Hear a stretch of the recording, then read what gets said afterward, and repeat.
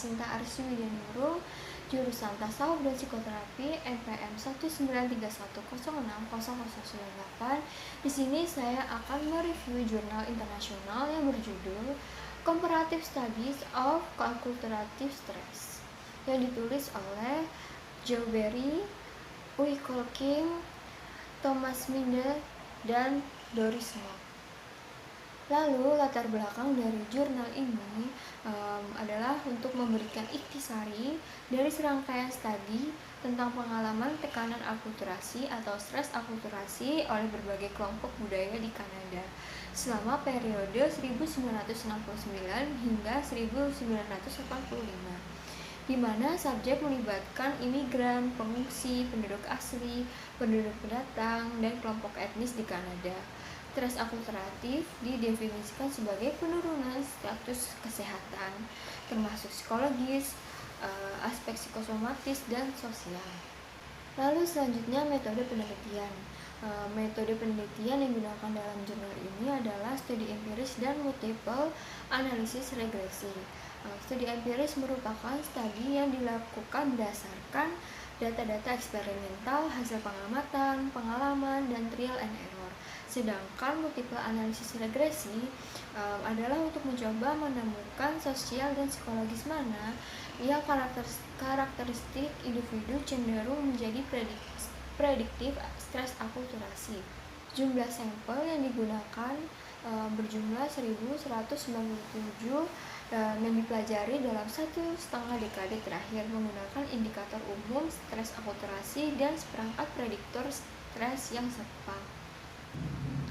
Jika kita melihat dari tabel 1 dan tabel 5 yang ada di atas, kita lihat dari gambar kelima kita bisa melihat bahwa penduduk asli dan mahasiswa asing lah yang merasakan stres akulturasi tersebut.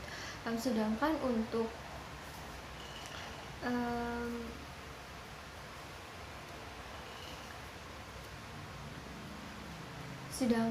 pengungsi, ethnic group atau kelompok etnik, dan para imigran lah yang tidak begitu merasakan stres akulturasi tersebut.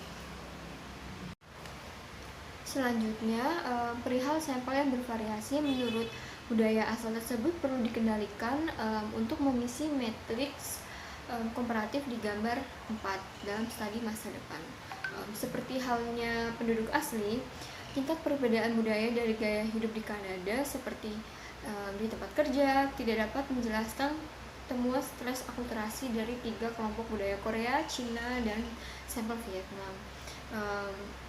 Karena mengenai stres akulturasi itu sangat beragam, sehubungan dengan perbedaan antara tuan rumah dan negara asal.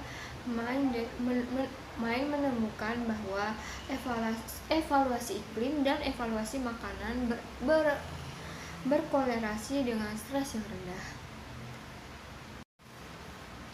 Lalu hasil penelitian, suatu ukuran dapat divalidasi dalam beberapa cara.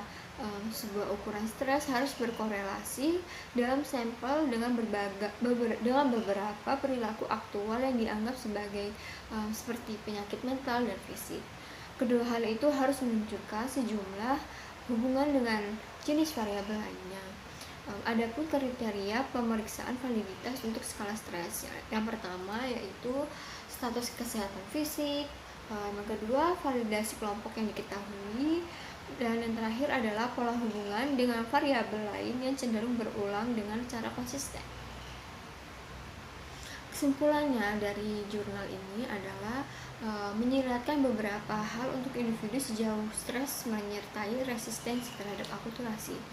Untuk mereka yang tidak mau berpartisipasi dalam proses atau misalnya banyak penduduk asli daripada masyarakat pendatang, hal tersebut mungkin tidak dapat diterima baik secara politisi maupun secara psikologis.